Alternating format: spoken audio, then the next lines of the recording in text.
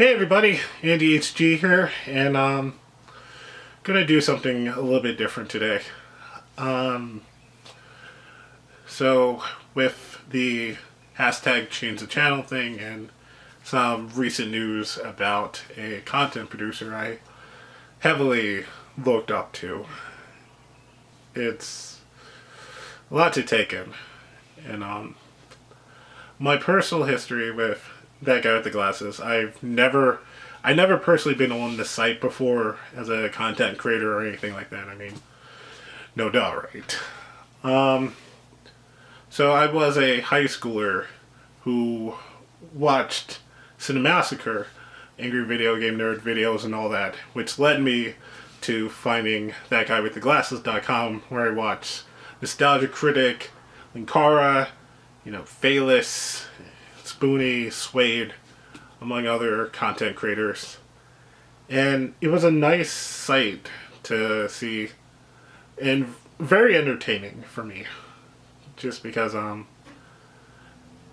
it's one thing to like read a review or watch, say like, Siskel and Ebert, and this is kind of like a really exaggerated version of that, and I really enjoyed it as a result of that. And it also kind of inspired me to make a channel of my own, but I didn't know exactly what my niche would be.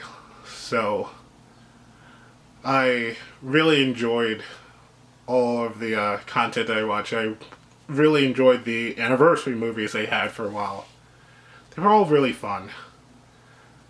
And a lot of those videos and a lot of the people on that site, though they didn't directly help me, but as I was going through some personal tough times, it's definitely helped. And with one of the content producers on that site, who we unfortunately found out through this whole change the channel thing going on, wasn't who he said he was. And for me, it's really hard to take in, because the times that I met Justin, I was going through a lot. I was in a really rough patch in my life, and I met him at Otakon in 2012, which was one of the greatest things for me that ever went. And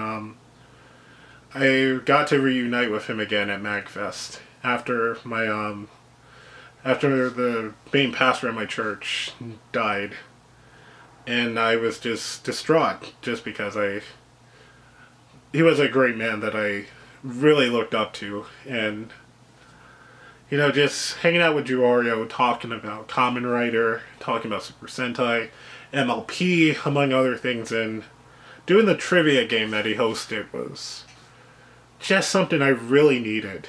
And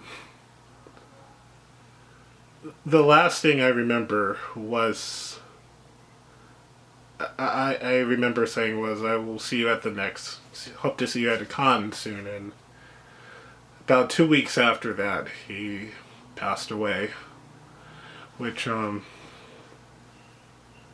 talked about in my videos, one of my videos I should say, about how that heavily affected me. Just because he was an inspiration to my YouTube channel, which was only about a year. Like, I've had other videos on, but as a reviewer, it was there. It was only there for about a year at the time.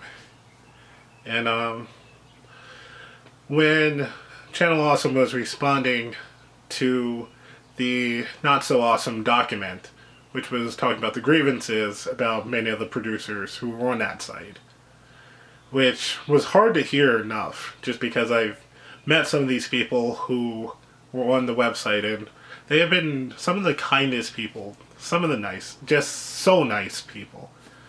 And to hear about the horrible treatments that they got was just nothing short of disheartening.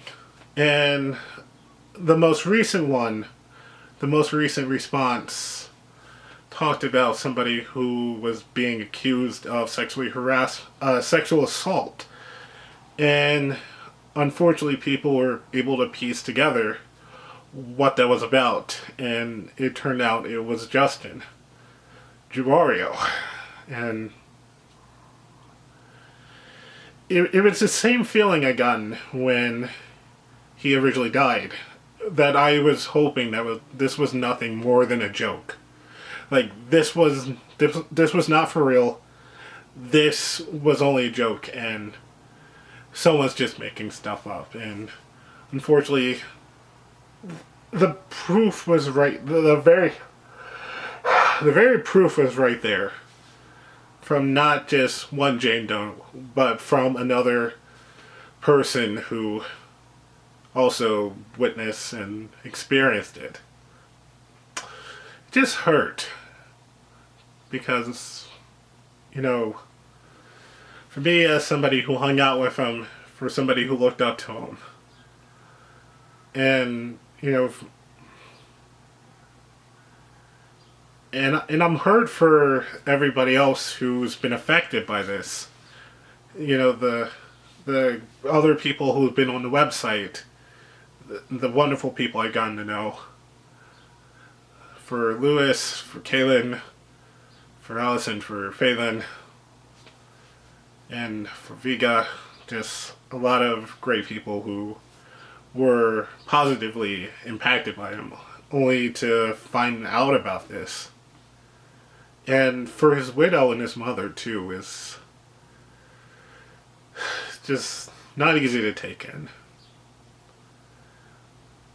And me personally, I'm still shaken over this, and I'm still trying to recover from this. And it almost made me want to quit, because I wanted to be a great content creator like he was. You know, I wanted to be this cool guy on YouTube. I wanted to talk about games, talk about anime, all this fun stuff that I like. And as Mars girl Kaylin said, with all the positive reinforcement he gave, was it for nothing? Just was it all for nothing? And thankfully friends of mine, a couple friends of mine, have talked to me as I've been trying to deal with this, and they encouraged me to continue going. As, you know, what Justin did was on him. That's not on anybody. That's not on his family. That's not on his friends. That's not on me. And, you know, his journey was made. I need to do my own thing. I need to continue doing my own thing. I need to continue with my journey. And I don't personally know when I'm going to be continuing putting up videos on my channel, but I will be putting stuff soon, because I want to continue my own journey. You know, while I have to take the positive advice he given with a grain of salt, I should try to do better. I should continue on. I should just be me. I can't do this for him. I have to continue doing my channel for me. But as a result of all this, I am going to be keeping my Rama 1/2 games video up, but I'm disabling the comments, the likes, monetization. However, I did take down the commentary talking about the video itself and my struggles going on during that year. And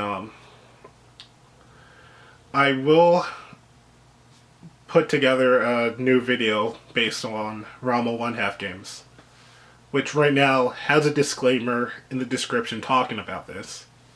And I'm also going to put some timestamps, just so you don't have to, look at them, or you can miss out on the parts that I talk about them.